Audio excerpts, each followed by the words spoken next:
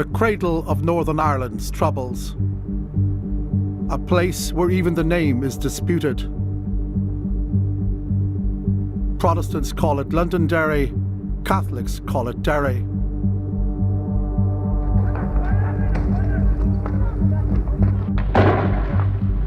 "50 years ago, it was a battleground between Catholic citizens and the forces of the state. After 3 days of violence, the British Army was sent in to end the crisis. Looking at this bridge, to me, it was like yesterday, except the background's different. Well, I don't see it as being like yesterday. I can remember coming over the bridge. Dave Moffat and Peter Blythe were the very first soldiers to enter the city in August 1969. Thousands more would follow. Do you know what I'm getting now? I'm getting a picture in my head, and I feel like that ghost that was here before, where I can feel it. Can't you see the vehicles going down there in your head? The army's stay was meant to be short. That's not how it worked out. Looking back, it was momentous, really. And we wouldn't. Who thought it would go on for as long as it did actually go on?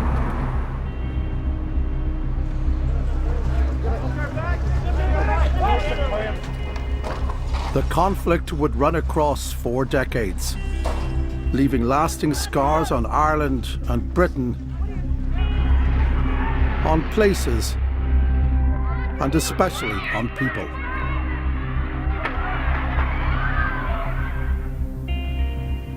This is the Great Hall at Stormont, the seat of government in Northern Ireland. Just up there, hanging side by side, are portraits of 2 men who spent most of their lives trying to undermine government here. Ian Paisley and Martin McGuinness are honoured as the men who brought warring factions together. Paisley finished up as First Minister and a Lord, but at the outbreak of the Troubles, he was considered a dangerous Protestant dissident. My memory is very clear that Paisley had supplied the money that financed the Kilkeel explosion. McGuinness ended up as Deputy First Minister, but he started as an Irish Republican gunman and bomber. Yeah, it's Martin McGuinness, handling weapons, a rifle and a revolver, and he's showing them bullets. No mask, nothing, weapons in the car, weapons hanging out of the car. This was incredibly common. Dangerous radicals to elder statesmen. Their past shaped our present. This is the story of their times. This is a secret history of the Troubles.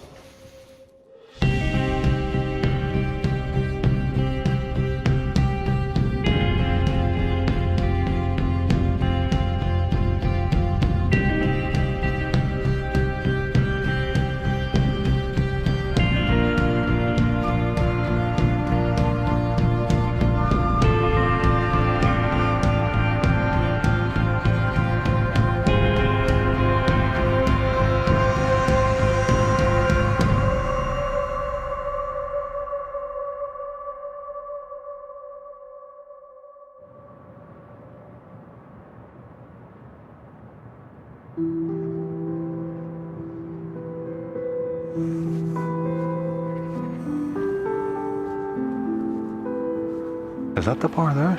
No. That's the pub there, yeah. Really? Wow. Richard Leppington has walked this street only once before, more than 5 decades ago. This is Malton Street just here now. Wow. The night he saw the murder that marked the very beginnings of the Troubles. Jeepers. The night he almost died. I'm not real fond of being here. This is not good memories. God knows what would have happened if we just hadn't gone out for that drink that night.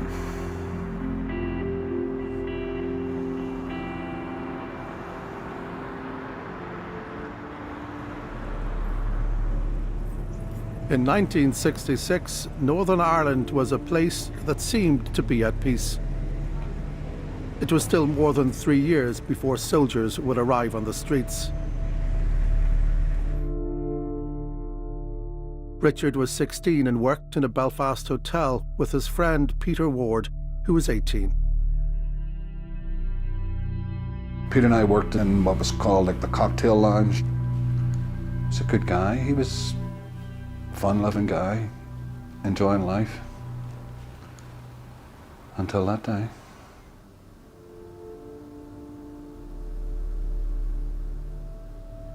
One night after work, Richard, Peter and 2 colleagues, all 4 Catholics, went for a late drink in a Protestant part of the city.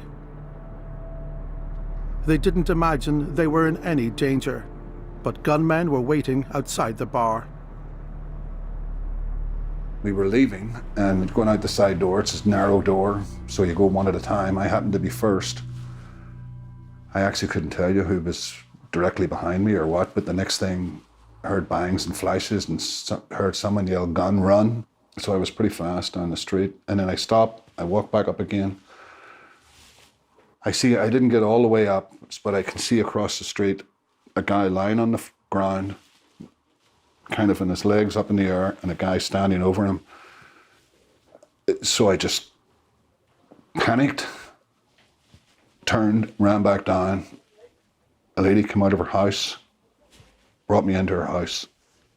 She saved my life. I'm ashamed to say I don't even know her name. Don't even know her name. I'm sure I knew it then. When did you see Peter again? That night was the last time I saw Peter alive. The next time I saw him was in an open casket at his mother's house.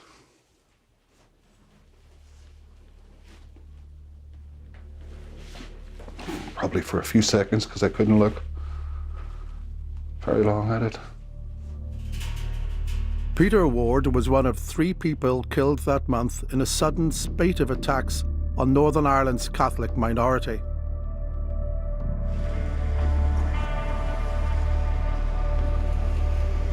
The attacks came from a militant Protestant group, motivated by fears of being overwhelmed by Catholic Ireland. They called themselves the Ulster Volunteer Force. The Northern Ireland Prime Minister Terence O'Neill acted decisively.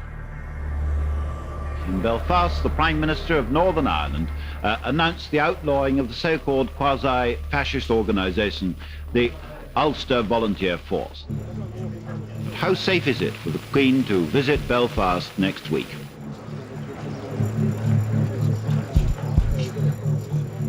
Days after the UVF killings, Terence O'Neill welcomed the Queen for what he hoped would be a healing royal visit. But historic tensions were coming to the surface. It is just about 3 o'clock in the afternoon of the 4th of July when the Queen's motorcade turned this corner in the city centre. What happened next was a crime that was almost unheard of in the United Kingdom, an attack on the person of the monarch.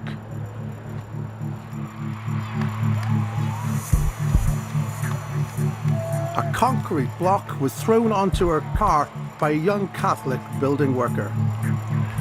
An angry crowd wanted him lynched. He was later jailed for 4 years for treason.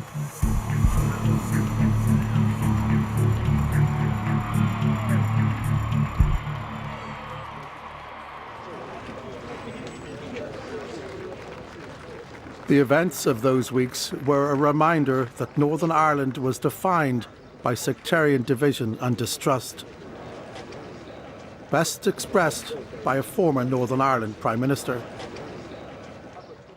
The fact is that the Roman Catholic, by and large, is out to destroy Ulster and bring it into a united Ireland. The Protestant is out to maintain Northern Ireland's position within the United Kingdom.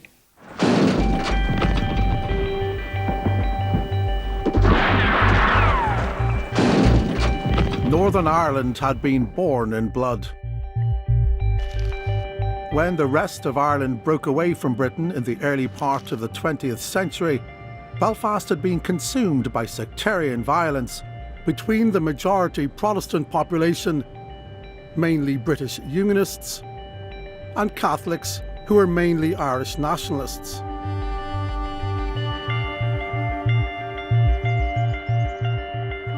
The Northern Ireland state that emerged from that conflict was built on division. It was designed to have a permanent Unionist majority. From the first, it was a one-party state. The Unionist Party always had control.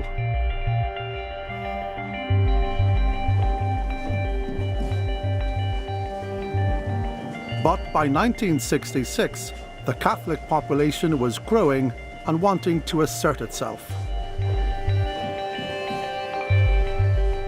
That year also saw celebrations of the 50th anniversary of Ireland's Easter Rising rebellion, a reminder that many had no loyalty to the Northern Ireland state. More fuel for Protestant fears.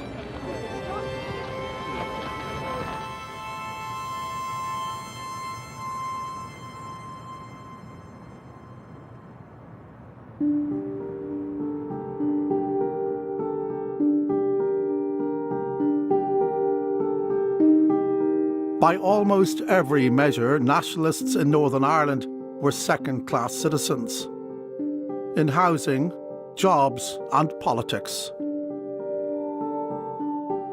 I fought for 18 years in the army for liberty and freedom, but simply because I'm a Catholic I can't get freedom. Derry was the most blatant example of how Unionists kept nationalists out of power. The total Unionist vote in Londonderry is 9,000. And these votes put a total of 12 members in the City Council. The total Nationalist vote is 14,000. And these votes put in 8 members. Now note the curious situation. Most of the voters in Londonderry are Nationalist, but the council is controlled by the Unionists. Terence O'Neill had seen a need for reform. In his view, the Catholic population could no longer be ignored. You're feeling good, Paul. I'm getting first class, Paul. Thank you very much. More than 50% of the school children in Northern Ireland today are Roman Catholics. It seems to me that if Northern Ireland's future is going to be guaranteed in the United Kingdom, then you must have a more united society in Northern Ireland. He was wise enough to see that that couldn't go on indefinitely. So, he thought about ways you could create a better relationship with the nationalist part of the community. As a citizen, I thought his heart was in the right place. I mean, I think there was a feeling that change was long overdue. But given that there was always going to be resistance to change, if you ask yourself, is he the guy who will be able to stand up to that resistance? I think a lot of people had their doubts. The face of that resistance was Ian Paisley, a charismatic, fundamentalist Protestant minister who preached on the perils of Catholicism, Irish nationalism, and the policies of Terence O'Neill. Policies that Paisley believed would open the gates to Irish Republicans. You're going to hear the marching feet of Protestants on the march. I and many others at the time underestimated him. We just thought this is a big, noisy, booming cleric, you know, and it's a flash in the pan, you know, what will it amount to? Paisley led his own small church, but his political message found a wider congregation. Opposition to O'Neill became an evangelical mission for Paisley's followers, like the Reverend Ivan Foster. My friend Mr. Foster must speak to you now. It's O'Neill, the dictator, that is breaking up the view that the world held of Ulster. Terence O'Neill was saying we have been wrong as unionists up to now. We've got to change our whole attitude and change our notions and change our views and alter everything. Well, I didn't like being told that my father and my grandfather and my forefathers before them had been wrong. By the mid-60s, without standing for any political office, Paisley was becoming O'Neill's most powerful opponent. He'd created a movement built on Protestants' traditional anxieties. As his rhetoric continued to stoke those fears, the authorities became increasingly alarmed.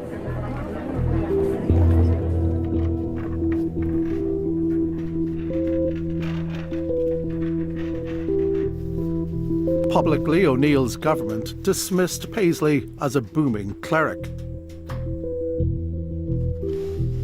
But their secret assessment has been locked away for decades in the Public Records Office. This is what the Unionist government really thought of Ian Paisley. We can reveal that beginning in 1966, O'Neill had police record Paisley's speeches and sermons in their entirety, intending to prosecute him for inciting opposition to the Northern Ireland government.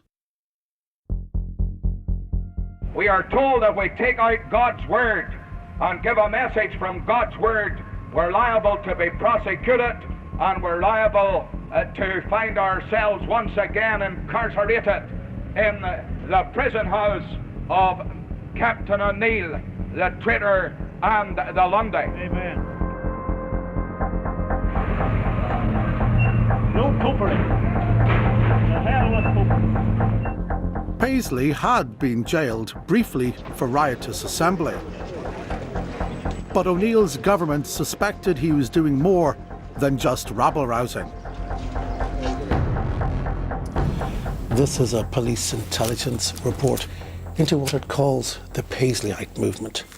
In here we find a list of organisations it says were directly linked to Ian Paisley, including a secret militant wing, the Ulster Volunteer Force. As far as the authorities are concerned, Paisleyism and the UVF are the one and the same. Ian Paisley denied the connection to the UVF, but subsequent events showed there was more to his relationship with the group that killed Peter Ward than just suspicion.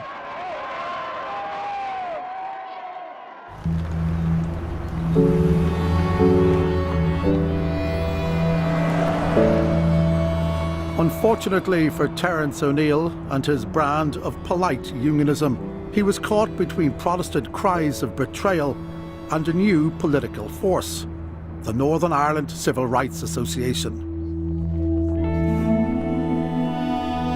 Though a magnet for Catholics who were not prepared to settle for second-class citizenship, it was not a nationalist organisation, and it had many Protestant supporters.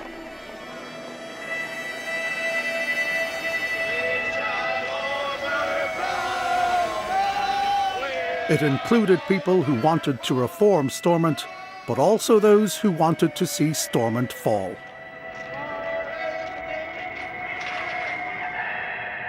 Almost inevitably, the campaign centred on Derry.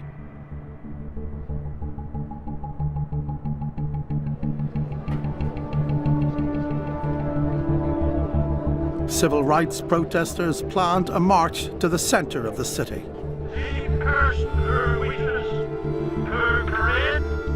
Even as Terence O'Neill was proclaiming a new era of tolerance, his government banned the march. A ban that would be enforced by the Royal Ulster Constabulary, an overwhelmingly Protestant police force. The main organiser was prepared for blood. I knew what was going to happen. I wore a new suit and I bought 6 white hankies. Brand new white hankies. 2 side pockets of the coat, 1 here and 1 side, deactive bandages.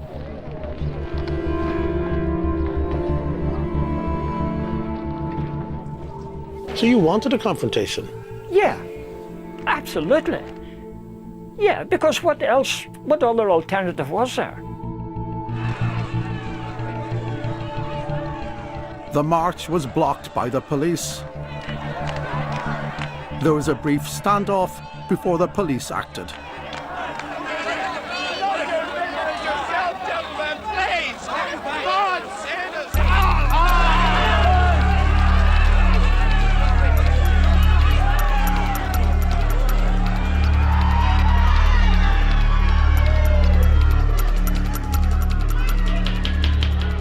The pictures of the police violence were seen across the world. The attention transformed the civil rights movement. Did you think that was a turning point? Yes, and I said, I said, when our blood flows, Stormont goes, it's finished. And it had to happen. A few hundred people had mustered for the banned march. A month later, more than 10,000 turned up to another march that was not so easily restrained. Did you see those images at the time, and what did you think? Did you understand? Did you have any sense of how they were going to play out around the world? Well, I realised it was very bad publicity for Northern Ireland, violence on the streets and confrontations with our police service. If you're having a parade like this led in many cases by active Republicans, it was provocative to the Unionist community in those areas. Republicans, including members of the illegal Irish Republican Army, had helped set up the civil rights movement. That was enough to convince many Unionists the campaign was just a front.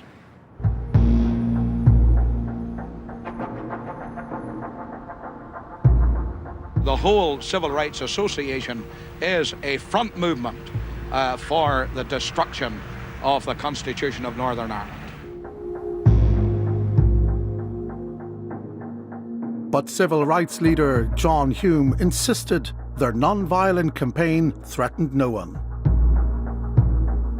The civil rights movement, most emphatically, is not out to upset the Constitution of Northern Ireland. We are out for civil rights, for equal rights for all citizens within the Constitution. In fact, we are testing the strength of this Constitution.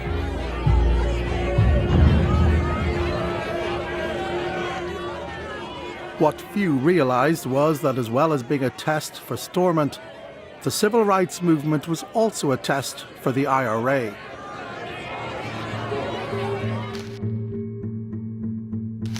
The IRA had tried and failed to bring down the Stormont government before. Its last campaign collapsed in 1962. A new IRA leadership saw the civil rights campaign as an opportunity to build a broadly based socialist movement. But there was another faction who wanted to go on fighting the British and saw it as a stepping stone to a united Ireland.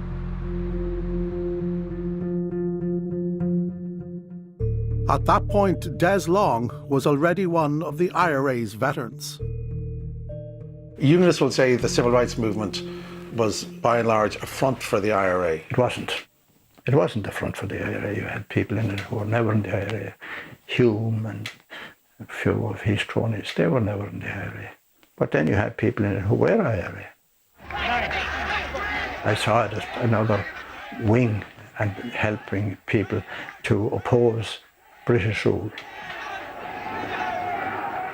Every fella gets his head cracked open by a peeler's baton is a potential recruit.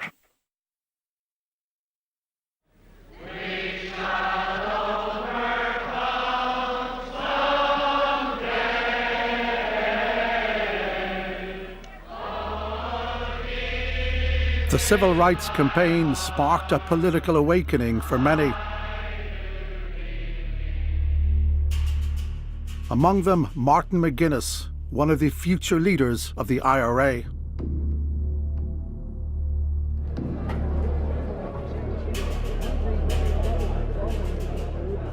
As 1968 turned to 1969, battle lines were being drawn on traditional terms.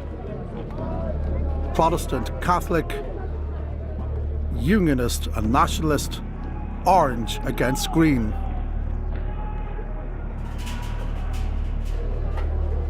Ulster stands at the crossroads. I must say to you this evening that our conduct over the coming days and weeks will decide our future. But even as he spoke, the very ground was shifting under the Prime Minister, Terence O'Neill. His promises of a programme of reforms were cautiously welcomed by many. But they were not enough for the most strident campaigners. And they were too much for many thousands of Unionists.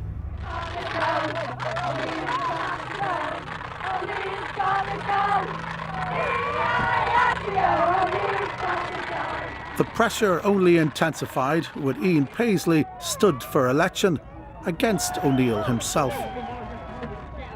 The Prime Minister won, but narrowly.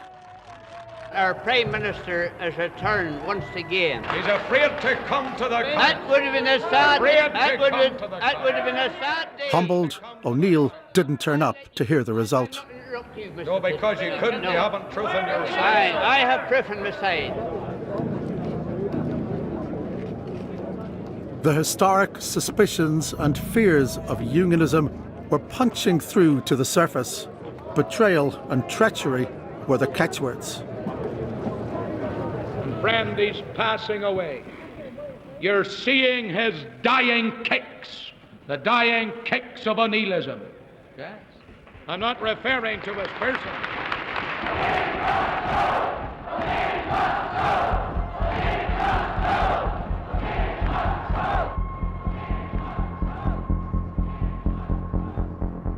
Into this feverish political atmosphere in March 1969, the start of a mysterious bombing campaign that appeared to confirm O'Neill had been reckless with his reforms. Electrical and water installations were targeted. The prime suspects were the IRA. One of the first explosions was at Silent Valley, a reservoir near Kilkeel, County Down. My memory is April 69. There was a loud bang in Silent Valley. David Hancock was part of the permanent army garrison in Northern Ireland and was stationed nearby. We heard it. And then the British Army was deployed to guard vulnerable points. I think it was a week later, I was lying in bed and bang, and I said to my then wife, that's Annalong Viaduct gone. And they'd blown up Annalong Viaduct. The IRA immediately got the blame, but it did not have the footprint of the IRA. So how are you feeling today, sir? Very well indeed, thank you. O'Neill's own party believed he had lost control. Well, it just became obvious that it was necessary to take this move. What are you going to do? At the end of April, he resigned. I'm going to have a little rest. No, I'm not going to retire from politics, no. Later, he would learn that the bombings had been designed to force him out, and that they were not carried out by the IRA, but by the UVF, part of a plot to hurt him and stop concessions to Catholics. The authorities didn't say it publicly, but they suspected Paisley was involved. I was good friends with the district inspector down at Kilkeel, And he showed me the evidence that they had of the involvement of money from Paisley into what was then called the UVF, where they got the explosives from, how it was carried out, who did it, and why. My memory is very clear from what the district inspector in Kilkeel told me, was that Paisley had supplied the money that financed the Kilkeel explosion. What was the demonstration you were talking about on Saturday, Mr. Paisley? A demonstration demonstrating the tyranny of O'Neillism. Well, I'd certainly like to be out for that. I'm now under Ian arrest. Paisley was in jail for another public order offence when the bombs went off. But did he have a role in them?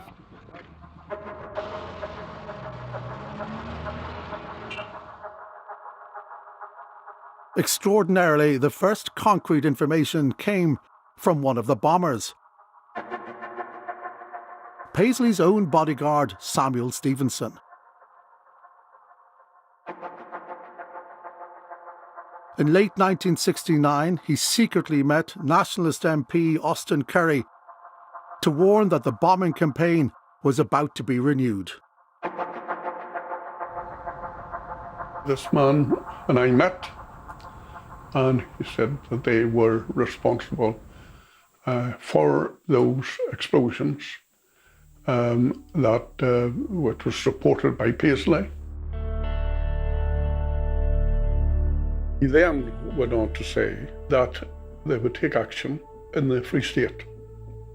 And he told me that an electricity pylon at Ballyshannon would be blown.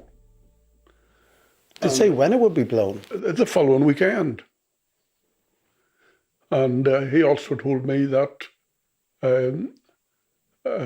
he was supposed to go, but he would try to get out of it. But certainly one of them would be Thomas McDowell from Kilkeel. What happened a couple of days later? What happened? The explosion. As it so happened, McDowell electrocuted himself. Thomas McDowell was found dying, wearing a coat with a UVF insignia.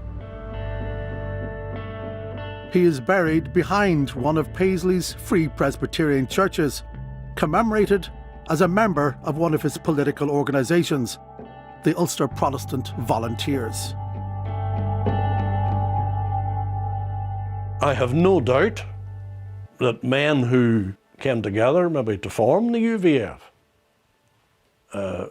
would have been under the influence or had been in contact with the general witness and stand of our protest against O'Neill and all the rest of it.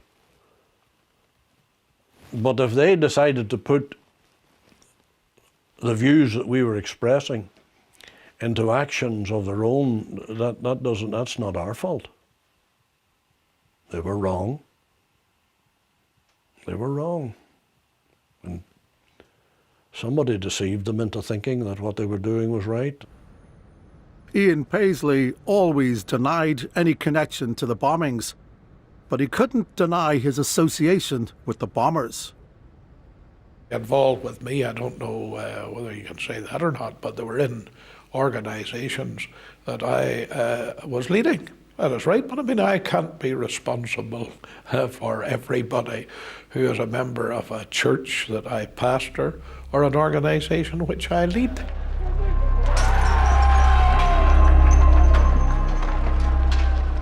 Tensions only escalated through the spring and early summer of 1969.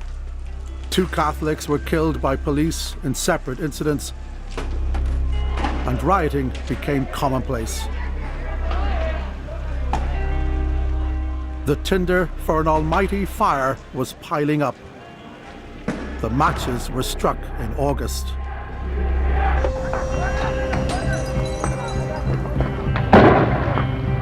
Severe rioting began in Derry after a loyalist march. It became known as the Battle of the Bogside. The rioting lasted 3 days.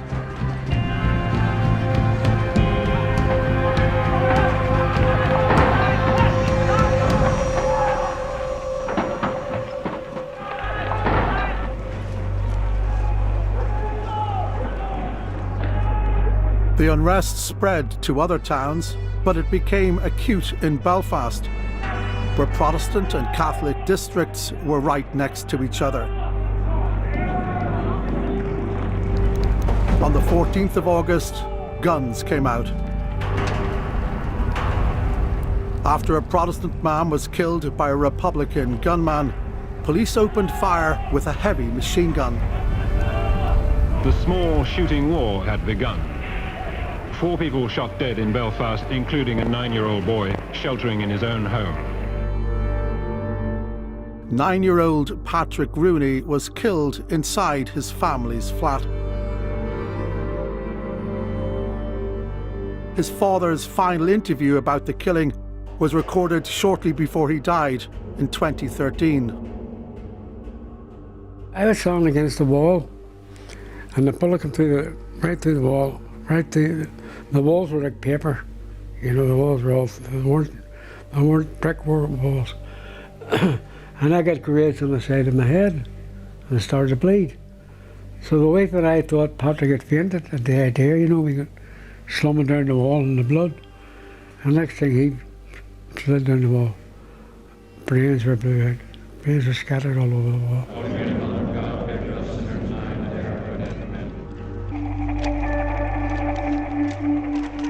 He was 9.5 years of age. 9.5.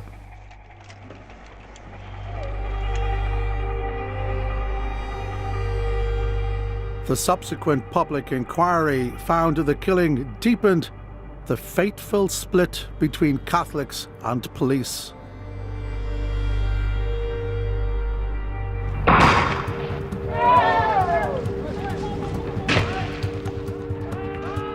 The spread and the extent of the rioting had exhausted the Royal Ulster Constabulary. The Stormont government was forced to ask London to send in troops.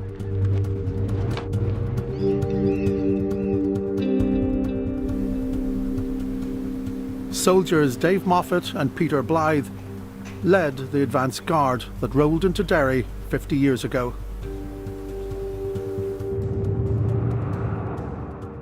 I'm going into the unknown. How did the local people greet you when you came in?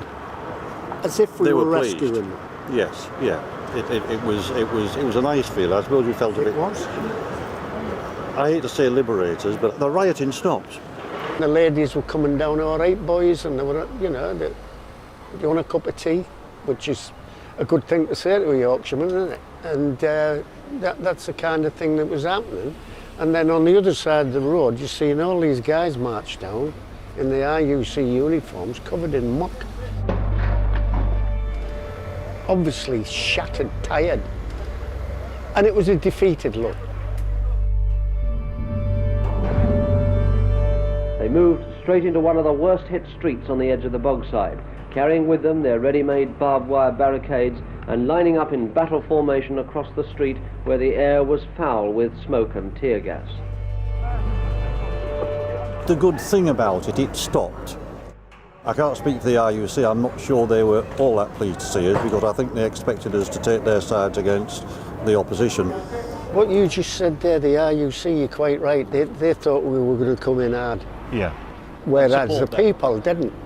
The public who'd been rioting were great. They were pleasantly surprised and relieved. Did you have any sense of how seismic this moment was at that time, or even in the immediate aftermath? I did not think it would become what it became. We didn't expect it to go on. And to develop like it did. We thought we'd ended it. It came in and it stopped. The troops were greeted by Derry's nationalists as protectors. Shane Paul O'Doherty, who would later become an IRA bomber, was then a teenager. It was over, like the complete chaos had just ended in a moment, you know. And you know, we were running messages for the soldiers, like getting them cigarettes at the shops, bringing them back their change, you know. We were bringing them sandwiches. There was a sense of exhilaration, they were here.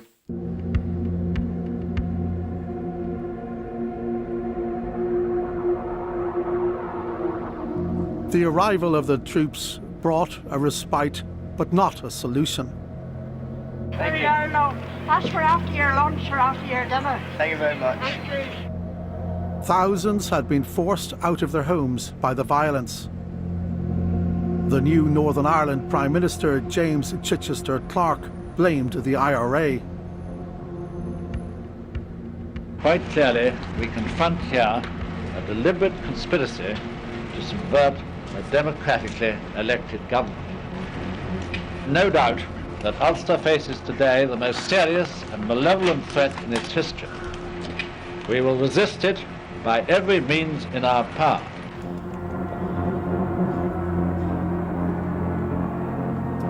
The IRA had taken part in the violence, but did not control it, as the Prime Minister claimed. IRA gunmen opened fire that night, but proved unable to stop all attacks, including the burning down of one entire street of Catholic homes.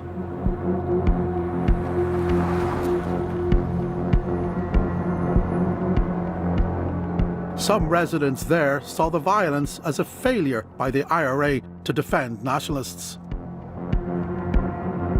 Blame the IRA. There's no IRA that I know of about, but I wished I had been an IRA woman. I would have been here on the spot and had a machine gun. Over the following weeks, tension remained, but it seemed that the worst had passed. The army had averted civil war, and more reforms began to roll out.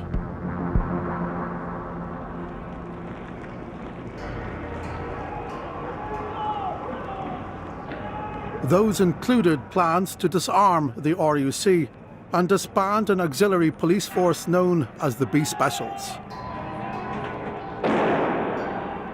Loyalists on Belfast's Shankill Road responded by attacking the very forces they had always considered their own.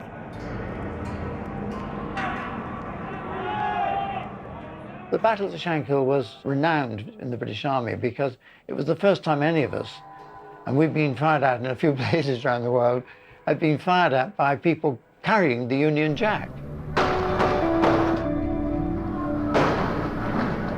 It was a bizarre experience. We could see the flags being flown, and we could hear the shots being fired, and sometimes we could hear the ricochets not being that far from us. It was surreal. Tear gas was used, and it was after that that the first shots were heard. A policeman was hit by one of these shots and killed.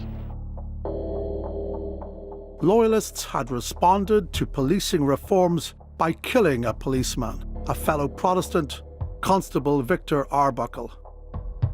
He was the first RUC officer to die in the Troubles.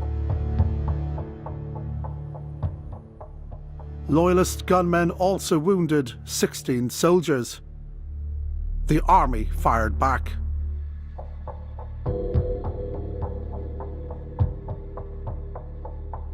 Herbert Haw and his cousin George Dickey were shot dead. The two Protestants were the first to be killed by the British Army in Northern Ireland, in circumstances that were far from clear.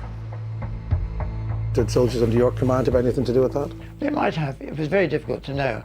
It was a gun battle, and we had to obey the law. They didn't, and so we had to make sure that we were acting lawfully. They were opening fire at anything they chose.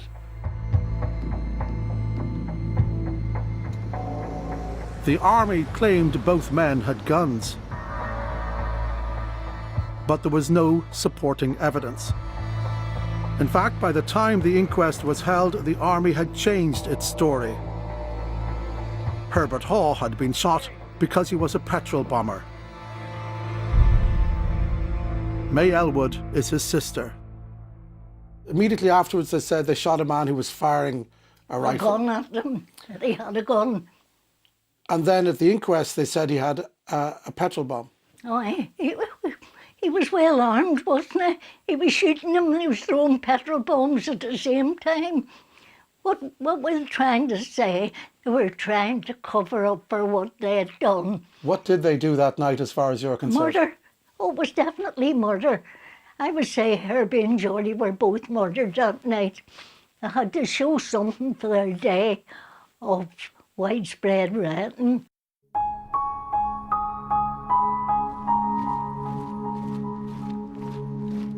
The Army's hard-hitting military action was welcomed by some Belfast Catholics.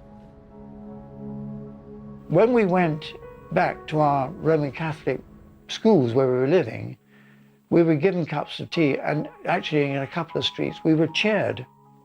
The British Army cheered in a Roman Catholic area because they felt that we had acted for the good. But relations were about to enter a new phase. Irish Republicans predicted the honeymoon period would eventually end, but some were determined to speed that process along.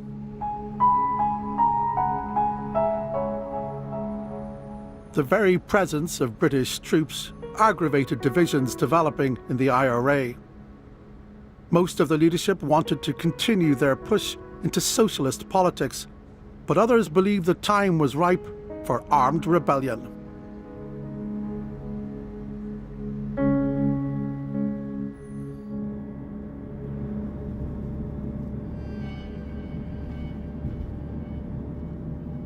That December, the Republican militants drove to the town of Athlone, in the centre of the island of Ireland, to form a breakaway group, the Provisional IRA.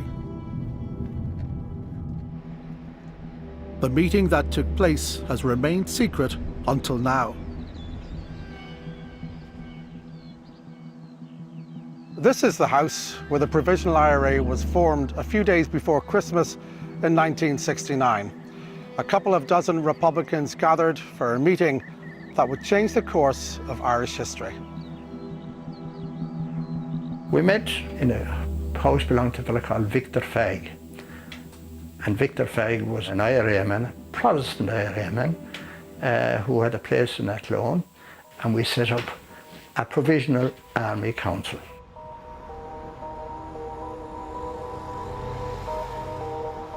Can you describe the mood that evening as you all met? Elation. We had made a split at last. Like, high time to move away from these fellas. We knew we had a huge job in front of us, but we were quite prepared to do it.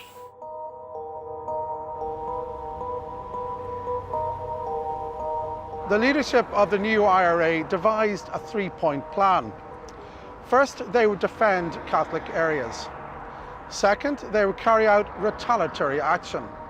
And third, when ready, they planned all-out war against the state. At that stage, Northern Ireland had returned to a relative calm. That would soon change.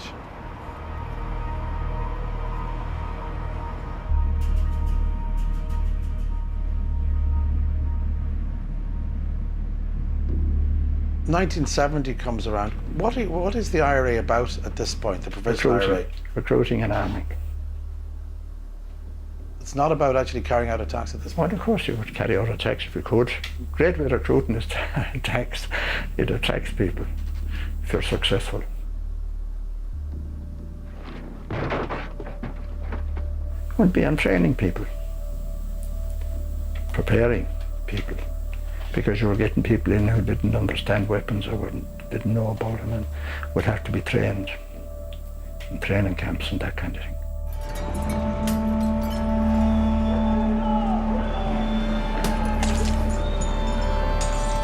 The age of tea and biscuits came to an end in April 1970, after a perennial source of dispute, a march by the Protestant Orange Order in Belfast.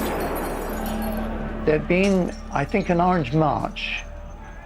The troops on the ground were the Royal Scots, and the Roman Catholic community regarded them as Protestant. And so they started to throw milk bottles, rocks, and oppose them and try and turn the old jeep over.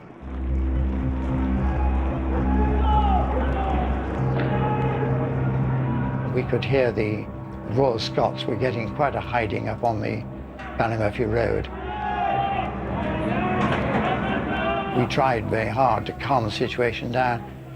It was a very difficult evening, but we knew that from then on, for us as the Residence Battalion, that night was the turning point. It was the night the local people turned against the British Army. The IRA had yet to stake their claim as the defenders of their people. 3 months later, after another Loyalist parade, came an opportunity. When rioting appeared to threaten a Catholic enclave in East Belfast, IRA gunmen opened up and shot dead 2 Protestant civilians. One of them, a father of 4. The people that I have shopped with, I feel nothing for those people but hatred and bitterness. For they took our home that was so happy and full of love. Our children, my husband and I, lived for each other. They shattered not only my husband's lives, but the lives of myself, my children, and my unborn baby. And those people, those non-violent, peace-loving Catholic people, that's what they did to us. And to my dying day, I won't ever forgive them. Protestants remember it as a sectarian attack on their community. In Republican lore, it is known as the Battle of St. Matthew's. The IRA, in their telling of it, had successfully repelled the attackers. Part 1 of their plan complete.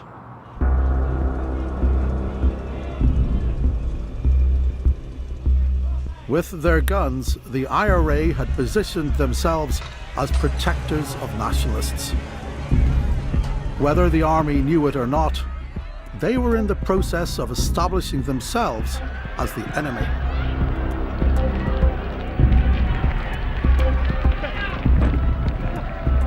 On the 3rd of July, the army moved to search one house in the Falls Road area of Belfast for weapons. But after a confrontation with local people, an army commander decided to escalate the operation, and the entire area was sealed off.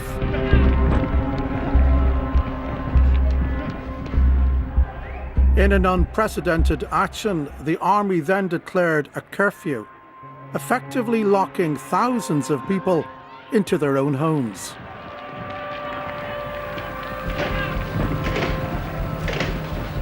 For the first time in nearly a year, the troops in Ulster were this weekend allowed to get tough. Their days of standing on the corners to take a bashing from both the mobs and the politicians might be over. More than 100 guns, thousands of rounds of ammunition and explosives were found by the army. But 4 civilians were killed by soldiers, most of them shot for being outdoors during what became known as the Falls Curfew.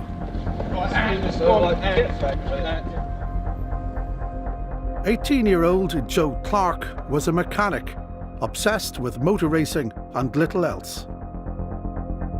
If you went into the lower falls, which I did, and it's still, I regard myself as a child at the time, going in and being totally shocked with the devastation of the place, and thinking, something has to be done here, this can't go on.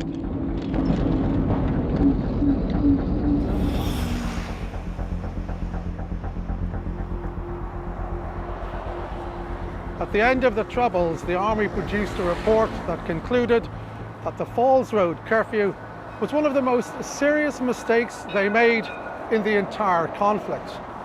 Many Catholics, the report says, decided that the army was pro-loyalist, and as a result, the IRA gained significant support.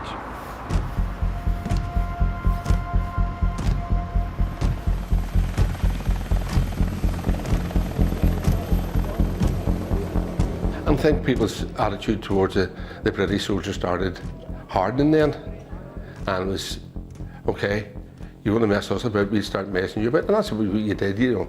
You went into rats and you threw bottles and stones and stuff they got there, and you thought you were getting your own back on them, and it just escalated from there.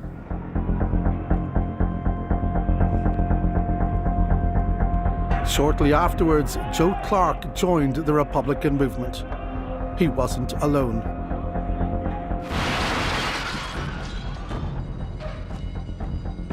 The IRA now moved to the second stage of their plan. They went on the attack. 2 policemen were killed in a bomb attack in South Armagh. At the start of 1971 in Belfast, gunner Robert Curtis was shot dead, the first soldier killed by the IRA. I couldn't believe it. I couldn't believe that there'd been no other soldiers shot. There'd never been a serious trouble as that before. And I thought we'd made a mistake. I said, it can't be. Soldiers don't get shot in Northern Ireland. In March 1971, it became clear that there would be few ground rules in this new offensive. The IRA lured 3 Scots soldiers, Dougal Mackay and teenage brothers John and Joseph McCaig, from a bar in Belfast and shot them dead by the side of a road. Any soldier, even off-duty, unarmed and in civilian clothes, was a target of the IRA's offensive. So how are you? Living, you know. Tommy Anderson could have been in their place. He was out in the bars of Belfast on the same day his 3 comrades were killed. A little later, he was burying his friends. We were told to go up to the graveside one at a time, and that was the hardest part for me. Because when you went up there, you were standing facing the families, and the families were breaking their heart. And you were standing at this side, and looking down at the coffin, and they're all hugging each other. And it was heartbreaking, you know what I mean? So you saluted, and while I was saluting, the tears just, they couldn't stop, they just came out.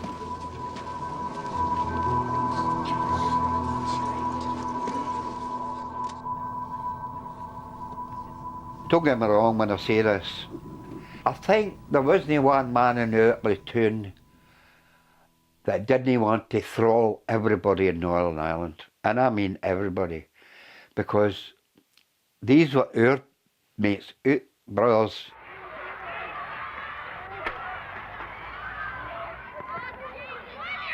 The killings were a turning point for soldiers on the streets.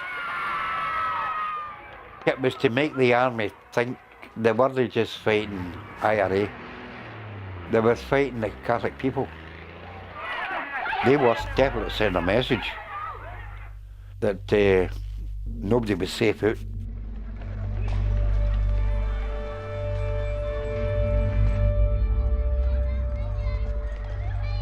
In that climate of anger and fear, soldiers from the same regiment had little restraint on the streets in the following weeks.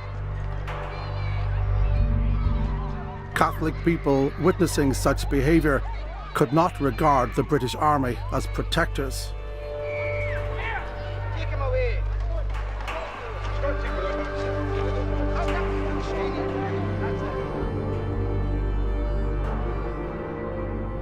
The Troubles were well and truly underway.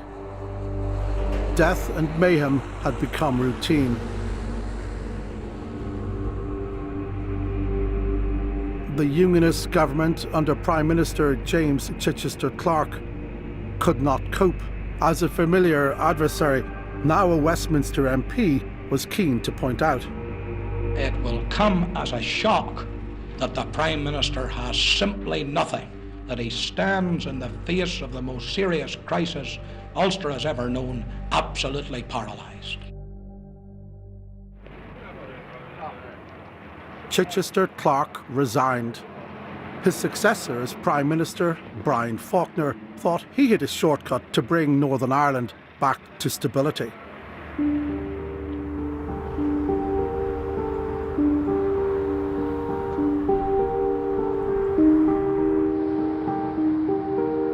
Faulkner's plan was internment, the mass arrest and detention of IRA suspects without trial.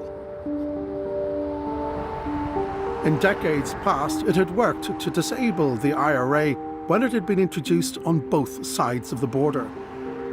But this time, Dublin had made it clear the South would not take part.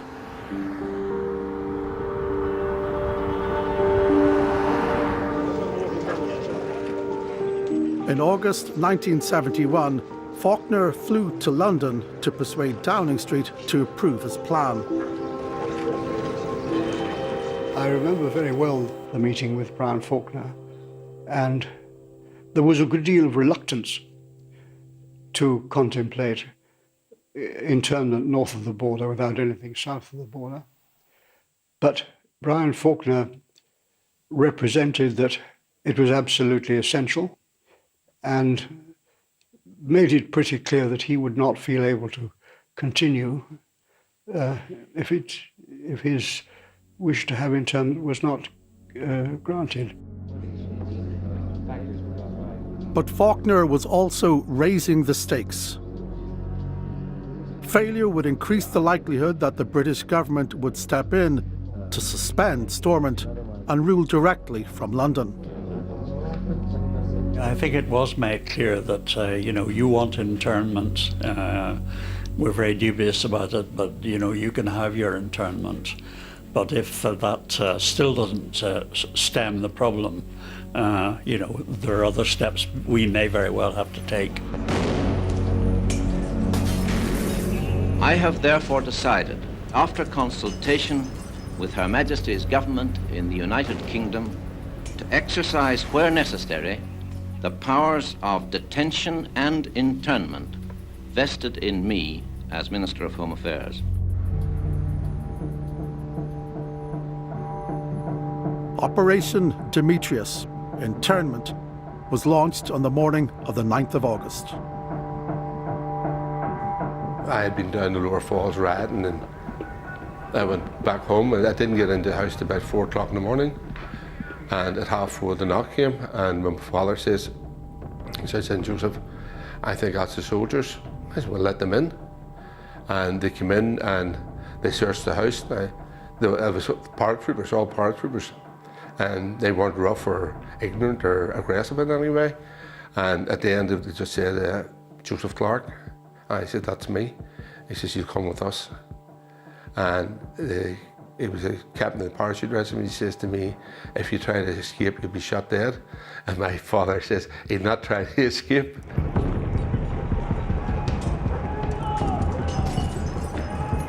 On the first day of internment, 342 people were arrested, all of them regarded as suspected Republican terrorists. No loyalists were detained.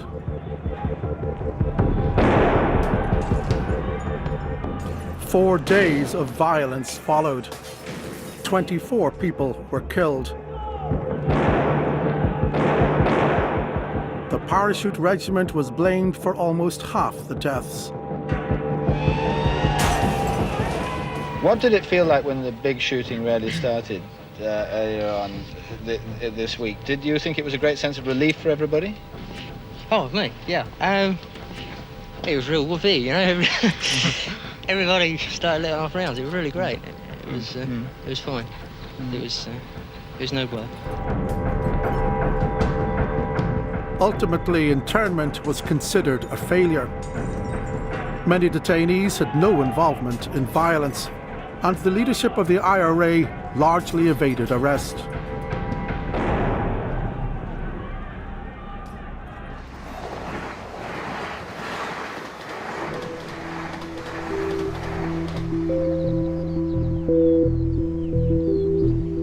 The army has always said the decision to introduce internment was Faulkner's and not based on its advice.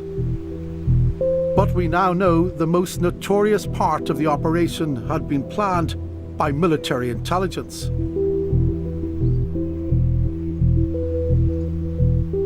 A secret interrogation centre had been built months before at an old airfield on the north coast. 14 internees were singled out and flown there by helicopter. They would spend the next 7 days wearing hoods, deprived of sleep, undergoing what was called deep interrogation. Joe Clark, then 19, was one of those men. We're taken out and put into this room, spread eagled, fingertips up on the wall, feet out, and you stand there for a while. And if you try to move your hands or your feet, if you moved your hands, your hand was beat until you put it back in the proper position. If you moved your feet, the inside of your legs, inside of your feet were kicked until eventually my feet were twice the size they normally were, and the insides of them were totally bruised, black and blue. I just couldn't comprehend why this was happening to me, or how people could do this to other people. I just couldn't fathom this at all. You were an active Republican. I was 19 at the time. I hadn't been in the Republican movement a long time. I wasn't, I would say I wasn't a dangerous person.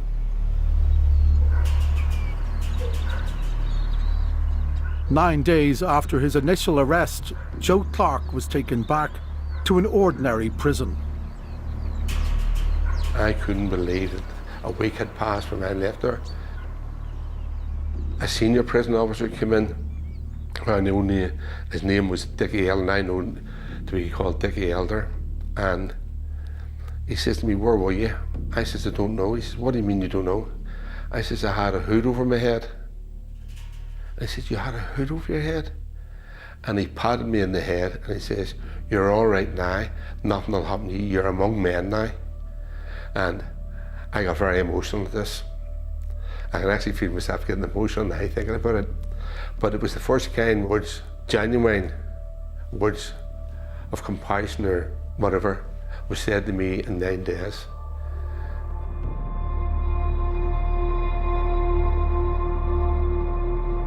The interrogation methods were later found to be illegal under British law. The European Court found that they didn't constitute torture, but were cruel and inhumane. Britain's reputation had been damaged, and for very little return. David Ramsbottom was then the military aide to the head of the British Army. I saw some of the take from some of the people who were subject to the deep interrogation process, and some of them had nothing to say because they had nothing to say. It was not a good operation.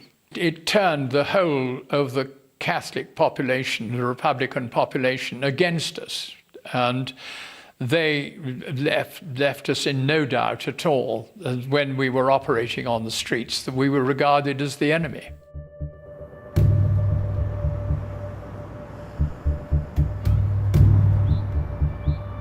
Internment didn't destroy the IRA, it strengthened the IRA. Deaths multiplied in the final months of 1971 as the IRA's campaign built up. The IRA was able to hide within the local population, so measures to counteract them often seemed repressive, or worse. At the start of November, during a search operation in West Belfast, a soldier fired a single rubber bullet.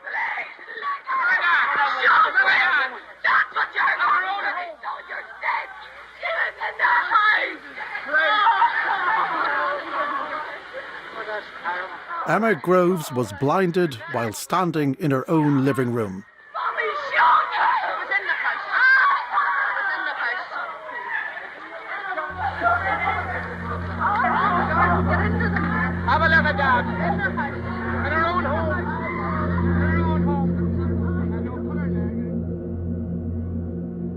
A future Prime Minister of Ireland warned that the army were helping the IRA realise their plans.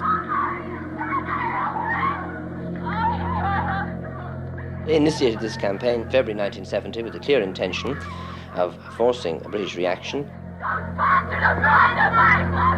The British Army are doing exactly what the provisional IRA planned they would do, falling completely into the trap, and the British government's inability to control this has made a political solution almost impossible of achievement now. That warning went unheard. The ITV programme in which it was made was never broadcast. Banned by the Independent Television Authority, in part because it showed the Chief of Staff of the Irish Republican Army signalling the final phase of the plan: all-out war. The army in the north has come through a tough new phase. Battle-hardened, ready to stand up to the hardships of the final phase, which of course will be more intensive than anything experienced so far. 2 years after the Provisional IRA was formed, the destruction of Stormont was in its sights.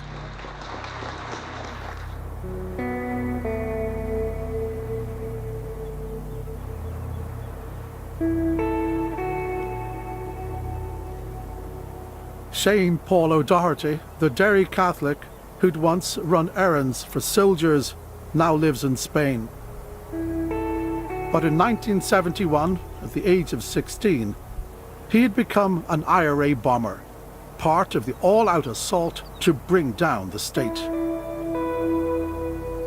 I remember evenings from Craigan when, 3, 4, 5 or 6 of us were sent out with girls to plant bombs, and this went on, it seems in my memory, for weeks, and we just walked bombs into the city centre.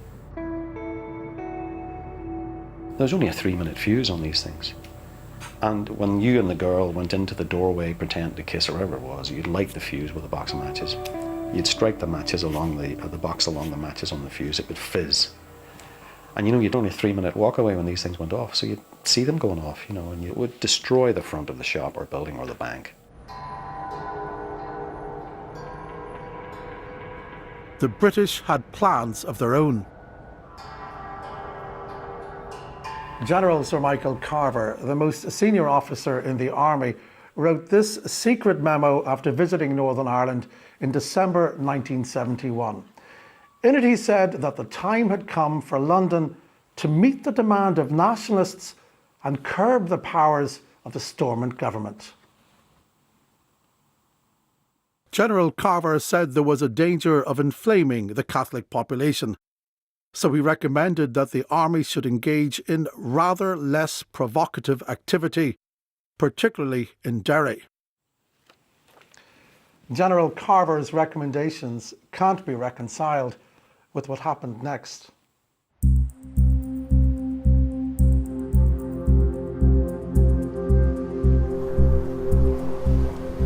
In the new year of 1972, the Army deployed the 1st Battalion of the Parachute Regiment, described as shock troops, to Derry. In late January, they joined soldiers sent to control a march against internment along a beach outside the city.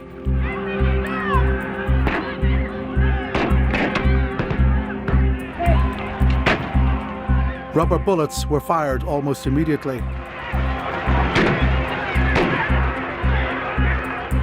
The army action now provoked even moderate nationalists, like the local MP, John Hume. But I wouldn't be very proud of the conduct of your men today. They're proud of people, and they're totally unarmed people, as you can see for yourself. So if you lead all people away, then we'll go away too. Yeah, but we want to march in there. Well, I'm allowed to march in here. Why not? It doesn't belong to you. It doesn't belong to you. You can't prohibit it. It's been prohibited by your government. Whose government? The government of Northern Ireland. Not our government. And that's why you're here, because it's not our government. There had been an incident at McGilligan where one para had behaved very badly. Suddenly one para appeared and they took action which caused the commanding officer of the 2nd Green Jackets to ring me up and say that he was very worried about these people coming into Londonderry because they didn't act as people should if they realised the sensitivities of acting in Londonderry. How did he describe them? He described them as hooligans in uniform.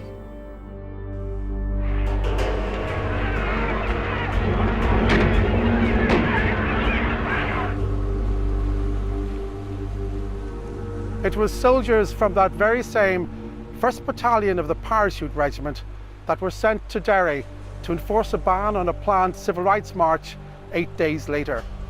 It would become known as Bloody Sunday.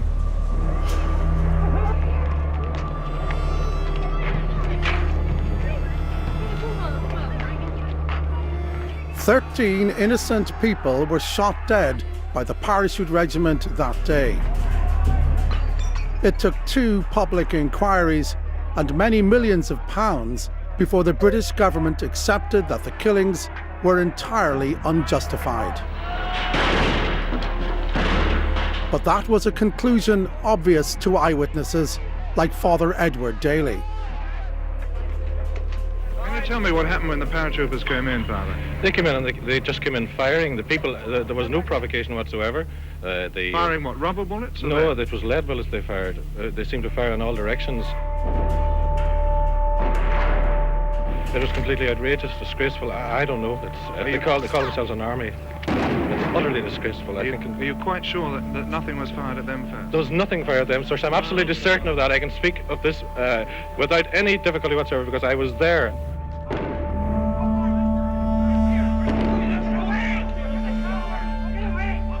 A short while ago, we filmed you leading the way with a white handkerchief. Yes. For a party who were carrying a boy who was dead or dying. Now, how was he shot? That little boy was shot when he was running away. He was just a little bit behind me when he fell. I heard the shot. I looked around. I saw him down. You saw him? Yes. And he was shot. He was a young man, wasn't he? He was a young boy. I would say about 15, thereabouts. He didn't have a weapon? No, he had nothing. He was just a young boy of about 15. He was running. I was running too.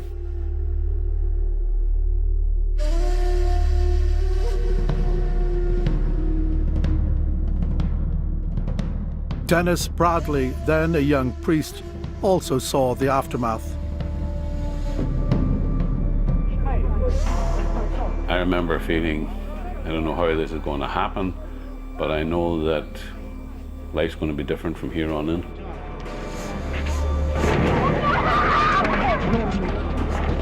Bloody Sunday changed everything.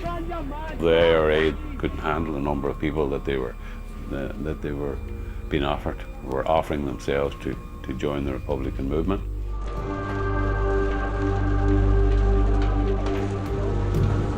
In Dublin, the British Embassy was set alight in front of a crowd of many thousands. Nationalist Ireland was up in arms.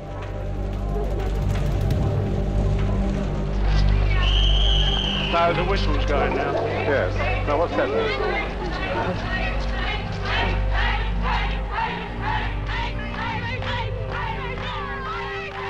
Pressure was building for London to take direct control. Brian Faulkner went to see the British Prime Minister Ted Heath in London, accompanied by his private secretary. After the meeting, Faulkner said, "Do I have your support or not?" And Heath put his arm around him and he said, "Brian, I'm with you all the way." Did Heath betray him?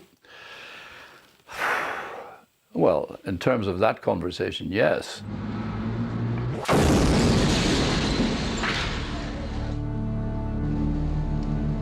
The Northern Ireland regime seemed powerless to stop the decaying security situation. This is a moment that had been feared for a long time, an assassination attempt on a member of the government. In February, the Home Affairs Minister barely survived a gun attack by a separate wing of the IRA. How many times were you shot? 10 times. 10 bullets. Where were you shot? Oh, wait, one through the hand. Here's still a mark there.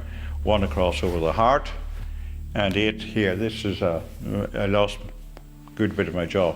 This is now part of my leg. They took it out of the hip. A great bit of work by the Ulster Hospital. You were extraordinarily lucky to survive. Oh, absolutely, yes.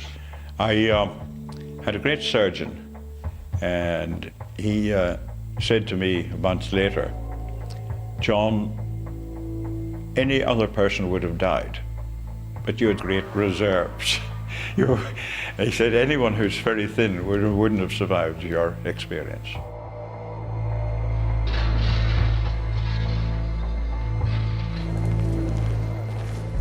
Strengthened in the aftermath of Bloody Sunday, the IRA looked to bomb Stormont out of existence.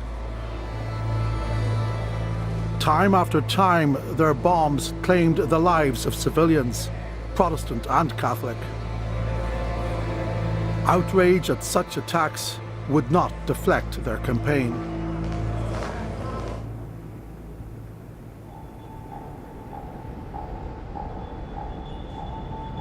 This is rare footage of IRA members assembling a car bomb in Derry. It is unique not just because very few people have ever seen it, but because of who features in it. One of the IRA's emerging leaders has a starring role. There's a huge charge there. A very dangerous alarm clock timer that could blow them all to hell. Who do you recognise? Who do I recognise? Well, there's Martin. Who was the person you're referring to as Martin? Martin McGuinness. Are you certain that's him? I'm certain that he's filmed at the end there, walking across the back of the car. Yeah. Nobody walks like him with a stoop on his back and so on. Yeah. Martin McGuinness, who would later sit at the head of a Northern Ireland government, was about to help bring down an earlier Northern Ireland government. The bomb car can be identified by the number plate.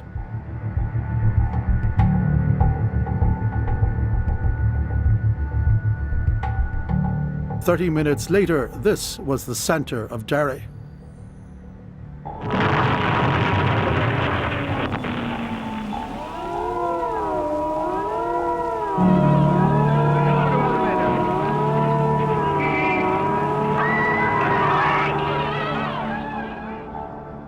The number plate in the wreckage matches the bomb car.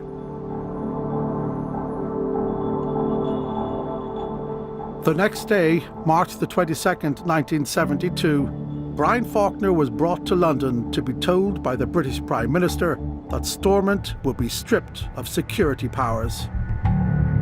Faulkner and his entire cabinet resigned.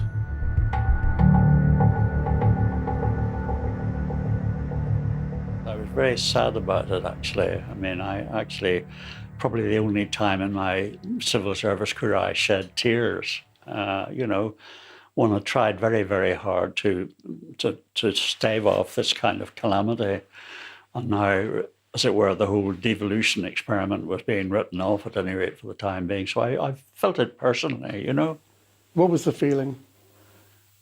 Oh, depression, the situation just got worse and worse, and this was the final calamity. Home Affairs Minister John Taylor left hospital to join a show of defiance.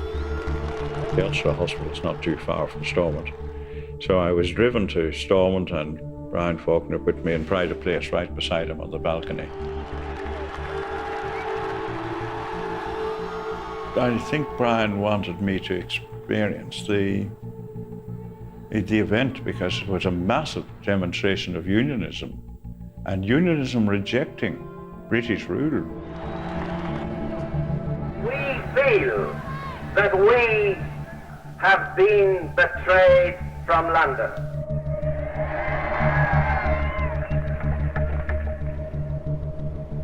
The end of unionist political control would bring a surge in killings by loyalist groups like the UVF.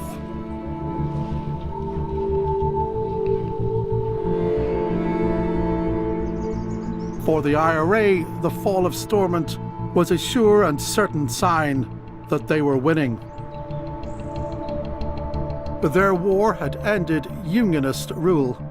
Britain's time in Ireland appeared to be running out. Do you remember that moment, when you heard Oh it? God, I do. It was a great achievement, actually. Stormont was gone.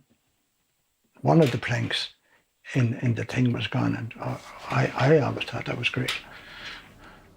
That's the way we thought, this is over. We're going to get, the Brits are going to pull out. Okay, there'll be trouble for a few year or two. We can handle that and we get our United Ireland. But sure, we're still looking for it.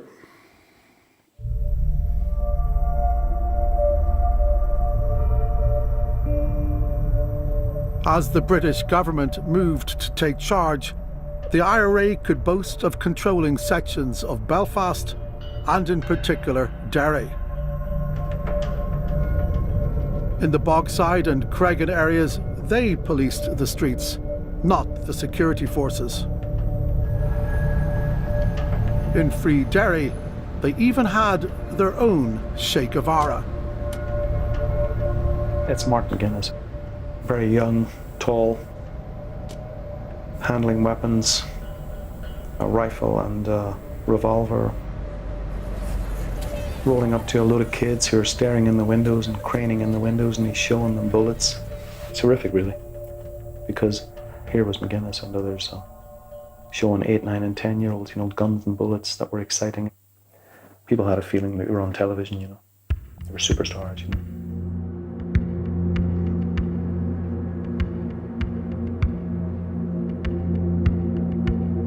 It was the spring of 1972. Stormont was gone.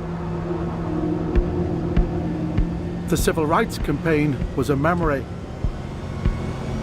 The phony IRA campaign by Ian Paisley's supporters had yielded to real and ferocious IRA attacks.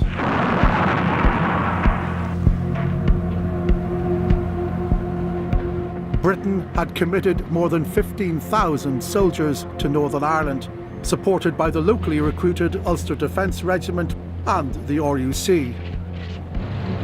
And yet, the conflict raged. General Sir Michael Carver was worried. We have discovered this top-secret assessment he wrote at that time. So sensitive it was shown to only one cabinet minister. In it he said that since the collapse of Stormont, the IRA had strengthened its military position while his own soldiers were losing the military initiative. General Carver proposed a lasting solution. Astonishingly, he said it must lie in a way that Britain can escape the commitment to the border. The most senior officer in the British Army was recommending a united Ireland.